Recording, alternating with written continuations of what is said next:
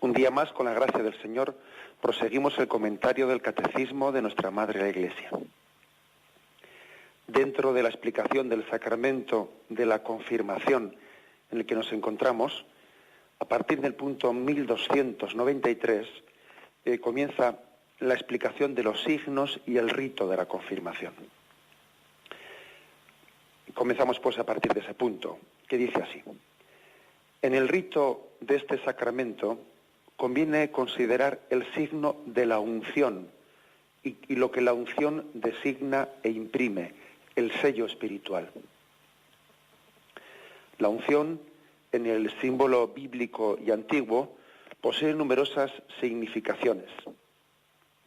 El aceite es signo de abundancia, por ejemplo. Es decir, vamos a ir poco a poco desgranando los textos bíblicos a los que este punto del catecismo pues recurre, se apoya en esos textos bíblicos para hacer como una catequesis litúrgica de qué significa la unción. Recuerdo, por si alguno lo tiene menos fresco, que la unción es el momento en el que el obispo, en el sacramento de la confirmación, con su dedo unge, con el crisma, unge en la frente, hace la señal de la cruz en la frente, ¿no? Con ese aceite mezclado con perfume, unge al confirmando. Bien, entonces la pregunta que hace el catecismo es: ¿qué significa esa unción? ¿Qué significado tiene? Dice también que la unción marca con un sello, el sello espiritual. Vamos a ver los textos bíblicos en los que se nos da algunas pequeñas pistas, todas ellas complementarias, porque son aspectos que se complementan, no se excluyen el uno al otro, de qué significa en el lenguaje bíblico la unción. Fijaros que es importante que hagamos un esfuerzo de adentrarnos en el lenguaje bíblico. ¿Cuántas veces hemos escuchado, bueno, yo voy a misa, voy a la liturgia y no entiendo nada? Eso es un lenguaje que a mí no me dice nada. Hombre, pero vamos a ver, tú ya has hecho un esfuerzo de adentrarte en ese lenguaje. O sea, ese lenguaje es el lenguaje bíblico y el hecho de que digamos nosotros, ¿no?, con esa ligereza, a mí no me dice nada, ese lenguaje, no es un lenguaje lejano a nosotros. Hombre, será lejano o no lejano en la medida en que uno se acerque a él, o sea, es decir, la Sagrada Escritura le sea conocida con natural, ¿no? En todos los ámbitos de la vida hay lenguajes pues específicos. Si uno también pues está especializado en el deporte y se compra un periódico de esos deportivos, etcétera, pues verá que ahí también hay todo un lenguaje especializado. Pero claro, como a él le interesa ese mundo del deporte, se ha familiarizado con ese lenguaje, ¿no? Y lo mismo podríamos decir de todos los ámbitos de la vida. Por lo tanto, no cabe decir eso de que a mí no me dice nada, ese lenguaje es lejano para el hombre de hoy y tal. Bueno, vamos a ser más humildes. Ese lenguaje es el lenguaje en el que Dios se reveló al hombre, que es el lenguaje bíblico. Y lo lógico es que aquel que tiene sed y deseo de conocer a Dios se familiarice con ese lenguaje. Por eso, pues el catecismo hace una referencia a todos los textos bíblicos en los que se nos describe, se nos habla de la unción. Y en primer lugar dice cómo la unción, en el sentido bíblico y antiguo, posee una significación de que es un signo de abundancia. El aceite es signo de abundancia en algunos textos bíblicos, signo de abundancia. Tenemos, por ejemplo, Deuteronomio capítulo 11, versículo 14, y dice: yo daré a vuestro país la lluvia a su tiempo, lluvia de otoño y lluvia de primavera, y tú podrás cosechar tu trigo, tu mosto y tu aceite. Bien, por lo tanto, Dios da la abundancia de la lluvia, tú podrás cosechar tu trigo, tu mosto, tu aceite. Es signo de abundancia. Dios te bendecirá con el trigo, con el mosto, con el aceite. Es una bendición de Dios, es signo de que Dios es generoso con nosotros, nos bendice con sus dones. Signo de abundancia. Donde, fijaros que nosotros diremos más tarde, ¿no?, ya cuando conozcamos a Jesucristo en la plenitud de la revelación, donde abundó el pecado, sobreabundó la gracia. La unción, pues, es una imagen de la sobreabundancia de la gracia de Dios. También es un signo de alegría en muchos textos bíblicos, ¿no?, del Antiguo Testamento. Aquí se nos ofrece primero el Salmo 23, versículo 5, y dice: Tú preparas ante mí una mesa frente a mis adversarios, unges con óleo mi cabeza, rebosante está mi copa. Preparas una mesa ante mí, enfrente de mis enemigos, me unges la cabeza con perfume, con óleo se refiere, con el óleo mezclado con perfume, que eso es el crisma, óleo y perfume. Es un signo, pues, de alegría, es un signo de la abundancia, de la alegría que se desborda. Salmo 104, versículo 15, dice: Y el vino que recrea el corazón del hombre, para que lustre su rostro con aceite, y el pan conforte el corazón del hombre. O sea que vemos otro salmo también, en el que el aceite, pues, es signo de alegría, de bendición de Dios, que colma la copa de vino y colma al hombre de aceite. Casi nos es más familiar para nosotros lo de que el vino sea signo de alegría, ¿no? Bien, pues fijaros que como un sinónimo, utiliza también la Sagrada Escritura que el aceite es signo de alegría. Vino que recrea el corazón del hombre, aceite que embellece, que lustra su rostro.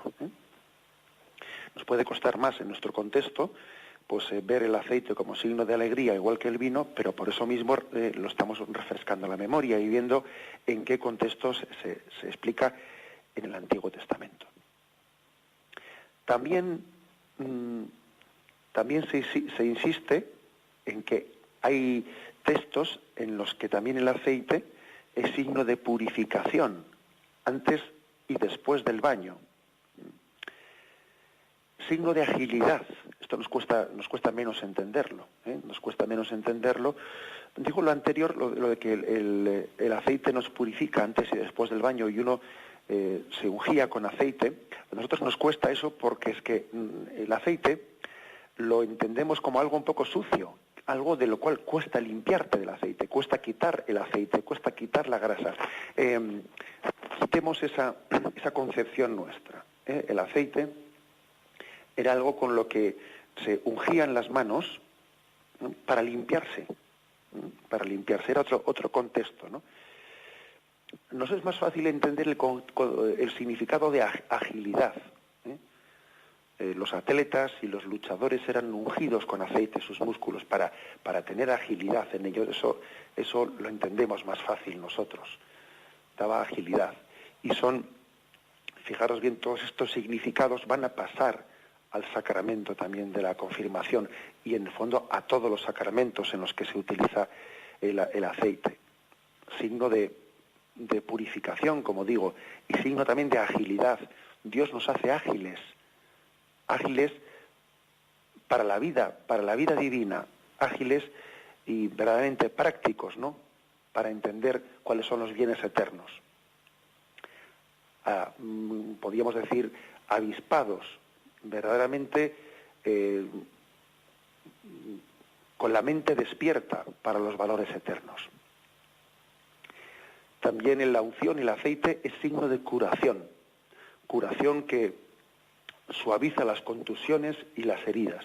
Por ejemplo, tenemos en Isaías capítulo 1, versículo 6: De la planta del pie a la cabeza no hay en él cosa sana, golpes, magulladuras y heridas frescas, ni cerradas, ni vendadas, ni ablandadas con aceite. Es decir, describe este versículo de Isaías la situación de una persona que está verdaderamente herida, postrada, ¿no? Está lleno de golpes, magulladuras, heridas, y lo duro es que no hay ni vendas ni aceite para todas esas heridas. O sea, que el aceite era el ungüento de las heridas. De hecho, tenemos un texto que me imagino que a todos nos sonará mucho más que los textos del Antiguo Testamento, que para nosotros son más lejanos, ¿no? Me estoy refiriendo a la parábola del buen samaritano. Recordaréis cómo allá tenéis en Lucas capítulo 10, versículo 30 y 34, aquel buen samaritano que, yendo de camino, se acercó al que había sido atacado y al verle tuvo compasión y se acercó, vendó sus heridas, echando en ellas aceite y vino, y montándole sobre su propia cabalgadura le llevó hasta la posada. Echó aceite y vino.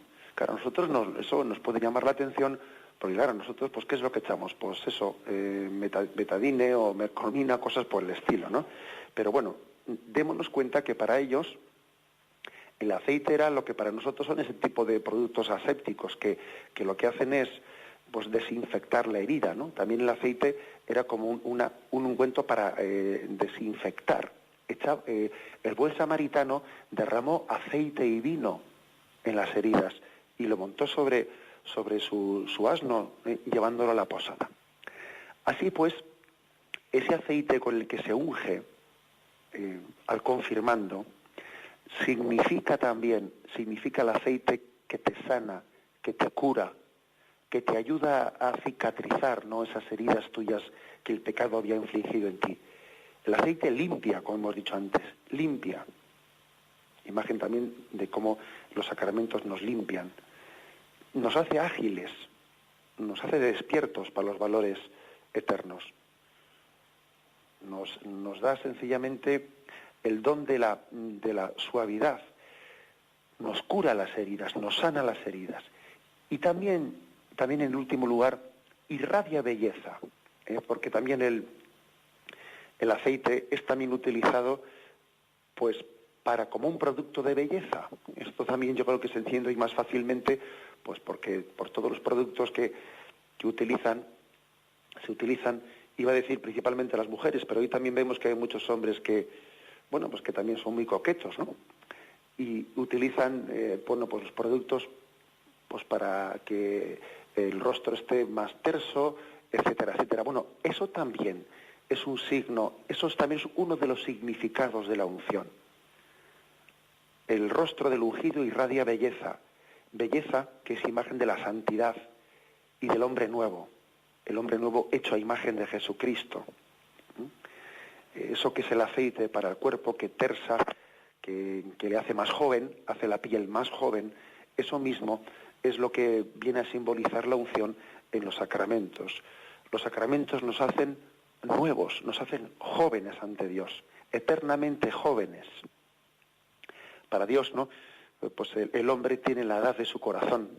Me estoy acordando, según digo esto, me estoy acordando de Juan Pablo II, y cómo a los que estuvimos en la Jornada Mundial de la Juventud del año 2000, allí en Tor Vergata, en Roma, el Papa dijo allí con una simpatía impresionante, ¿no? Dijo él: yo también soy un giovanito, soy un jovencito, soy un giovanito, no sé si tenía entonces 84 años o no sé cuánto dijo, soy un giovanito de 84 años, y hubo un aplauso tremendo. El hombre tiene la edad de su corazón, y verdaderamente los sacramentos, la unción en el sacramento nos concede la gracia de ser eternamente jóvenes, con un rostro joven ante Dios. Eso es lo que significa todos estos aspectos, ¿no? Combinados, complementados, porque uno no excluye al otro, ¿no? Todos estos son los significados del Antiguo Testamento. Signo de abundancia, signo de alegría, signo de purificación, signo de agilidad, signo de curación y signo que irradia belleza. Lo vamos a meditar brevemente y continuamos enseguida. Dice el punto 1294. Todas estas significaciones de la unción con aceite se encuentran en la vida sacramental. La unción antes del bautismo con el óleo de los catecúmenos significa purificación y fortaleza. Vamos uno por uno haciendo una referencia en vez de leerlo todo de un golpe. Dice que en primer lugar la unción en el bautismo, sabéis que en el bautismo hay dos unciones. Una que se hace antes de bautizarle con el óleo de los catecúmenos y otra después de bautizado con el crisma, que es la mezcla de aceite y perfume. Bien, pues la primera unción, la que se hace, la unción prebautismal, que es también una oración de exorcismo.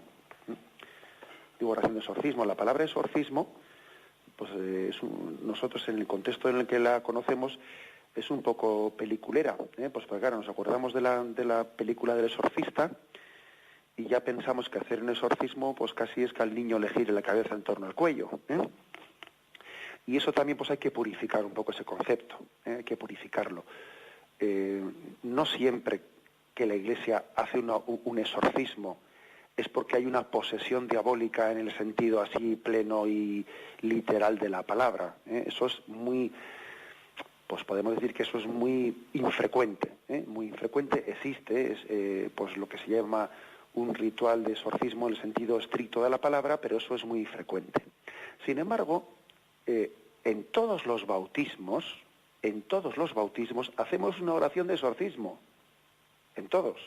Antes de bautizar a un niño se hace una oración de exorcismo, que es la unción prebautismal, que con el aceite al niño se le unge en el pecho, pidiendo que sea templo de Dios y que seamos librados del dominio de Satanás. O sea que hay que tener, quizás hay que rescatar la palabra exorcismo de un aspecto un poco demasiado reducido, que casi nos recuerda la película famosa El Exorcista. Hay que rescatar la palabra de ese contexto, digamos, tan infrecuente, para darnos cuenta de que la palabra exorcismo es un patrimonio común de todos los bautizados. O sea, todos nosotros hemos sido liberados del dominio de Satanás por el bautismo.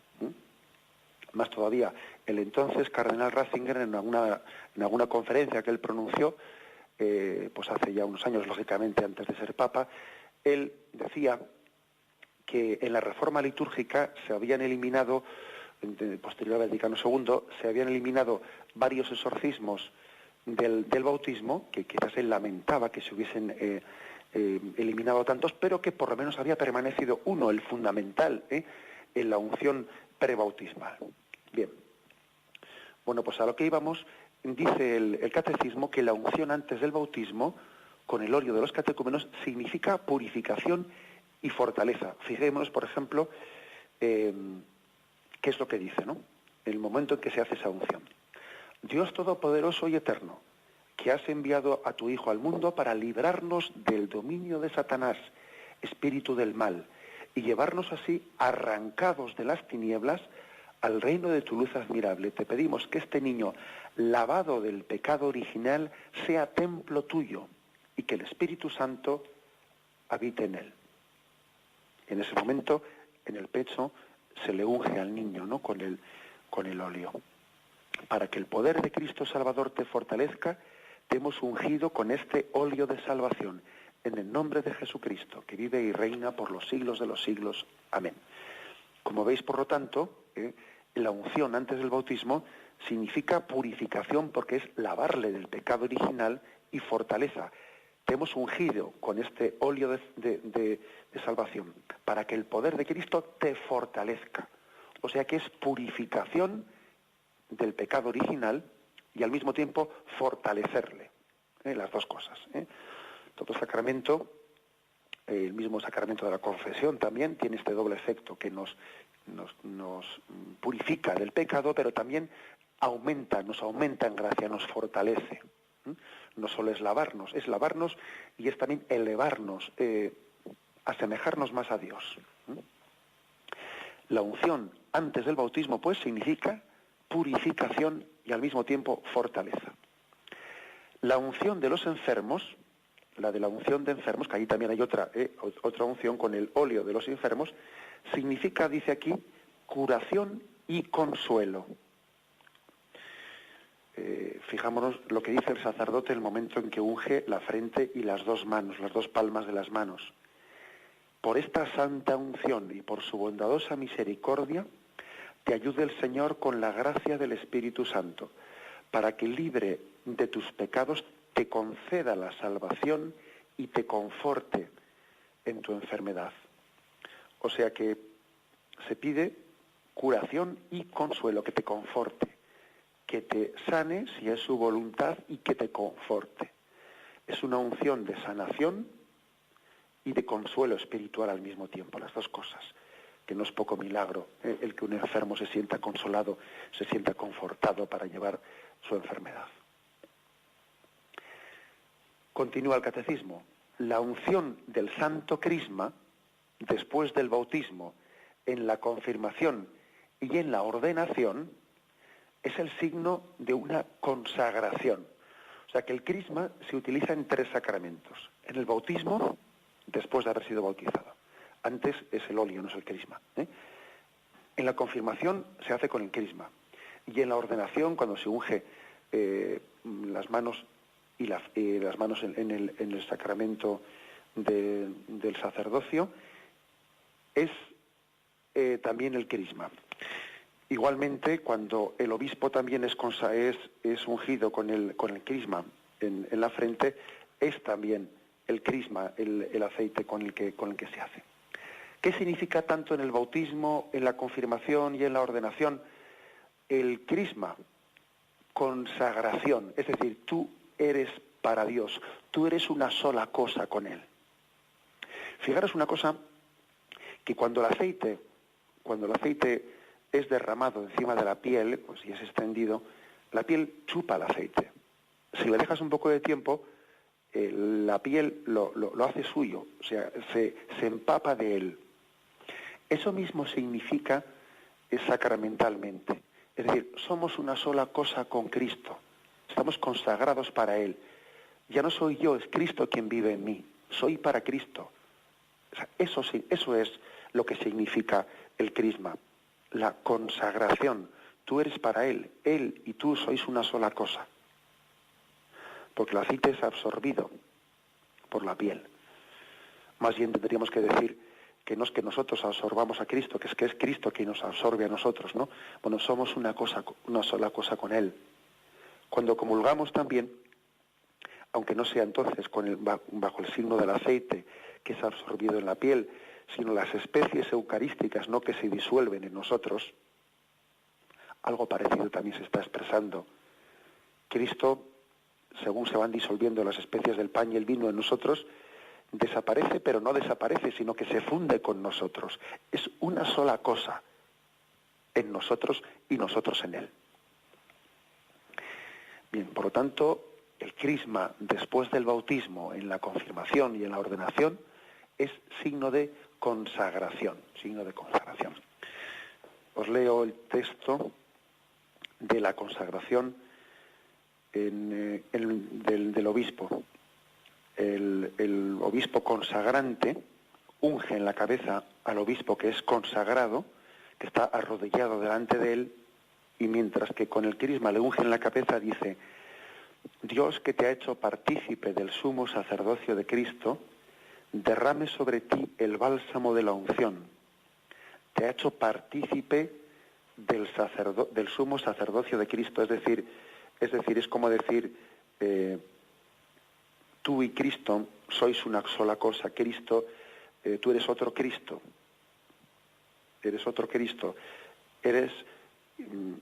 Estás identificado con su sacerdocio al servicio del pueblo de Dios. Eso se llama estar consagrado. Y por lo tanto, tanto en el bautismo, que también el bautismo no es otro Cristo, de otra forma, pero también es otro Cristo. Y el confirmado es otro Cristo. Y el sacerdote es otro Cristo. Bien, pues eso se significa con el crisma. Dice también, continúa este punto: por la confirmación, los cristianos, es decir, los que son ungidos, acordaros que Cristo, la palabra Cristo, literalmente traducida, es una palabra griega que significa el ungido por el Espíritu Santo. Nosotros somos los cristianos, somos los ungidos, con lo cual pocos signos existen más propios de nuestro ser cristiano que el ser ungidos con el crisma. Porque es que eso es lo que significa la palabra cristiano, ser el ungido. Como Cristo fue ungido por el Espíritu Santo en el río Jordán, nosotros también somos ungidos en el sacramento del bautismo, en el de la confirmación, en el sacramento del orden, los que hemos recibido esa vocación. Bien, pues los ungidos participan más plenamente en la misión de Jesucristo y en la plenitud del Espíritu Santo que éste posee, a fin de que toda su vida desprenda el buen olor de Cristo. Vamos a ver, aquí se hace referencia a un texto que es segunda carta a los Corintios, capítulo 2, versículo 15, donde dice San Pablo: pues nosotros somos para Dios el buen olor de Cristo entre los que se salvan y entre los que se pierden. Somos el buen olor de Cristo para los demás. El significado ser buen olor de Cristo es que se te note que eres cristiano, que eso que llevas dentro de ti se note por tus palabras, por tu estilo de vida, por tu bondad, por tu sonrisa, por tu paciencia, por tu forma cariñosa de ser, o sea, que trasluzcas a Cristo, que se te note que eres cristiano. Eso está significado, fijaros bien, en el sacramento, en el sacramento del bautismo, el sacramento de la confirmación, está significado en el crisma, que es mezcla de aceite y perfume. Y así como pues decíamos antes que el aceite pues significaba abundancia, alegría, agilidad, curación, belleza, el perfume significa el buen olor, que se te note que eres cristiano, que hueles bien. De ahí viene el olor de santidad. O sea, que desprendas el perfume de Cristo.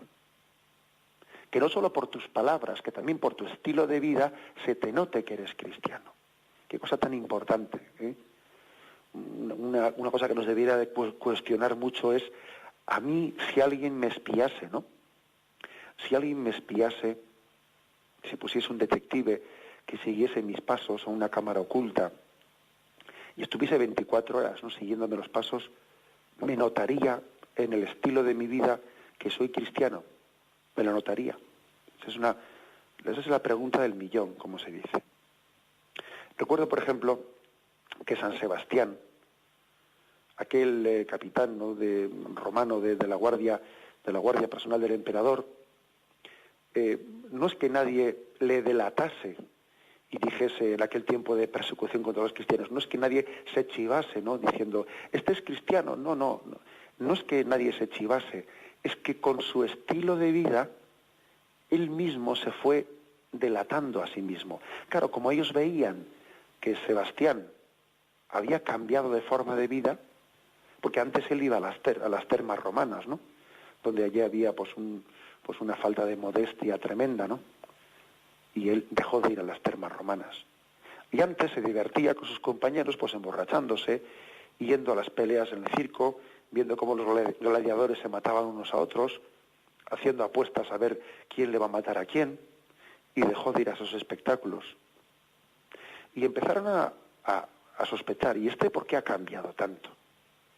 Y le siguieron por la noche y vieron que en su casa entraban pobres y que él acogía a los pobres y les daba de comer. Y entonces dijeron, este ha cambiado mucho, este tiene que haberse hecho cristiano.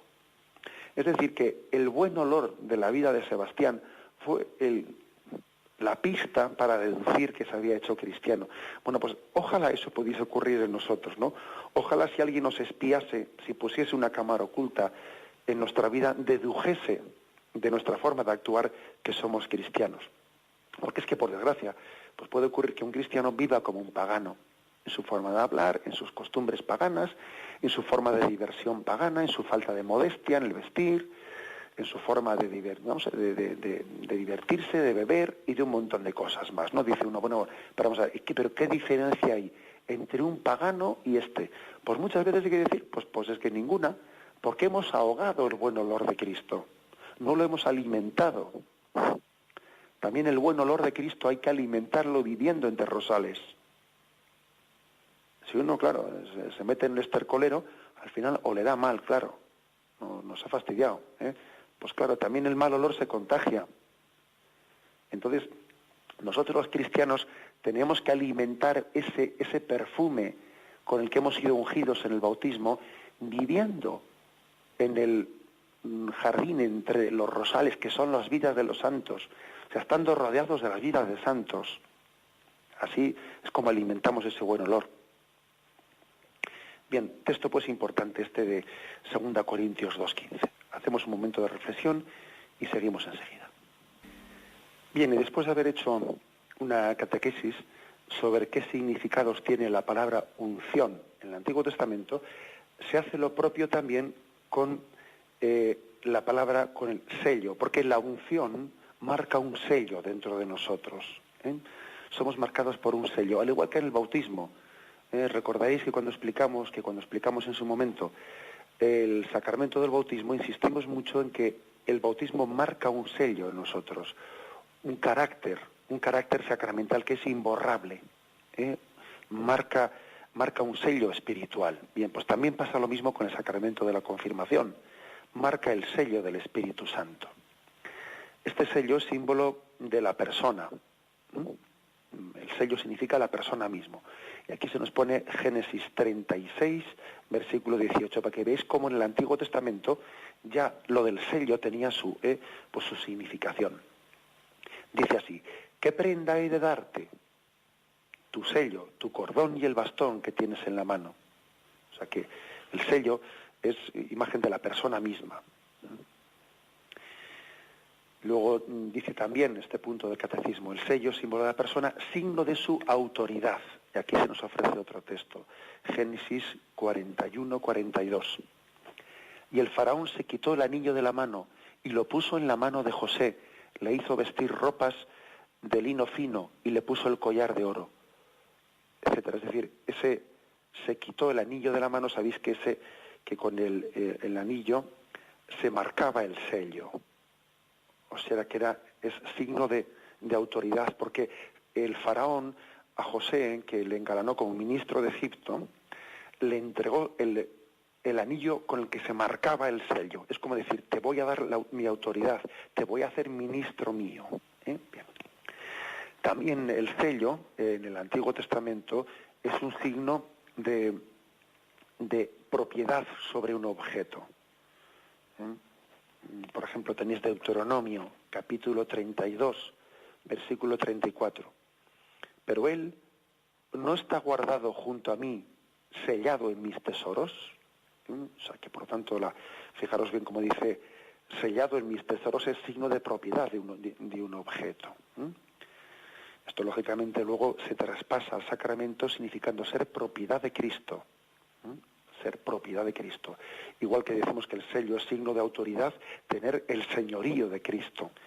Esa autoridad que tenía el faraón con su sello, que donde marcaba el sello era el sello del faraón, ¿no? Esa autoridad es la que tiene el confirmando, porque tiene el señorío del Espíritu Santo. Son significados que ya tenía antes la palabra sello, pero que ahora los va a tener desde el punto de vista sacramental, ¿no? También dice: por eso se marcaba a los soldados con el sello de su jefe y a los esclavos con el de su señor. Eran marcados con el sello. Soy propiedad de mi amo. Nosotros somos marcados. Nuestro amo es Jesucristo. Al esclavo se le marcaba con un sello que no dejaba de ser algo aberrante, ¿no? No deja de ser algo aberrante que un hombre sea propiedad de otro hombre. Y que encima todavía, para humillarle más, se le marque un sello en la piel, ¿no? Como si fuese un ternero, un ganado, ¿no? ¿Qué cosas, verdad, han ocurrido? Por desgracia, hoy en día existen un tipo de esclavitudes parecidas, ¿no? Como son, permitidme el paréntesis, ¿no? Como son, pues cuando tenemos una especie de esclavos, de seres humanos, embriones congelados en los congeladores, en los frigoríficos, ¿no? ¿Acaso esos no son los esclavos del siglo XXI? Que les marcamos un sello, les ponemos una etiqueta: este es mío, y lo dejamos congelados para cuando nos interese. Son los esclavos del siglo XXI. Igual que al esclavo, pues en aquellos siglos se le marcaba con un sello en la piel y se le metía a la mazmorra hasta que llegase la hora del trabajo y lo sacásemos fuera, y luego le volvíamos a meter dentro. Bien, permitidme que haga esa consideración, ¿no? Cierro el paréntesis para decir que nosotros, a diferencia de los esclavos, no perdemos la dignidad cuando estamos sellados por Cristo, porque Cristo es nuestro Dios, nuestro libertador. No es aquel que nos quita dignidad, sino que nos da dignidad. Ser de Cristo dignifica al hombre. Sin embargo, ser de otro hombre, él le hace esclavo suyo. Si yo me entrego a otro hombre, me esclavizo. Si yo me entrego a Cristo, me dignifico. Esa es la diferencia. El sello es también como un acto jurídico o una autentificación de un documento. Por ejemplo, está aquí en Jeremías capítulo 32, versículo 10, que dice: lo apunté en mi escritura, sellé, aduje testigos y pesé la plata en la balanza. Es decir, lo apunté y lo sellé. Es como decir, queda autentificado, queda garantizado. He puesto mi sello, es verdad. Es decir, el sello de la confirmación es como una garantía de que la gracia de Dios no nos va a faltar. Es una garantía de que Dios está con nosotros. Y el sello también es imagen de la forma secreta de proceder. Isaías 29, versículo 11, dice: toda revelación será para vosotros como palabras de un libro sellado, o sea, un libro que está oculto, que da uno al que sabe leer diciendo: ea, lee esto, y el otro dice: no puedo porque está sellado. O sea, que el sello también es algo signo de la intimidad entre Dios y tú, entre Dios y cada uno de nosotros. El libro sellado es el libro que no puede ser leído por cualquiera, que guarda una intimidad. Bueno, también nuestra relación con Dios es íntima y únicamente la podemos entender entre Dios y nosotros. El mundo no lo entiende. El mundo no es capaz de percibir la riqueza que se guarda en ese sello. Bien, todos estos significados nos ayudan a entender qué es el sacramento de la confirmación. Signo de la autoridad que está en el sello, de la autoridad que nos da Cristo. Signo de que somos propiedad de Cristo nuestro Señor. Signo de autentificación de un documento. Cristo, el Espíritu Santo garantiza eso que hemos sellado con Cristo. Y es signo también del sello secreto de la intimidad entre Dios y nosotros. Lo dejamos ahí y continuaremos a partir de mañana, si Dios quiere. Y bien, y me despido con la bendición de Dios Todopoderoso. Padre, Hijo y Espíritu Santo, descienda sobre vosotros. Alabado sea Jesucristo.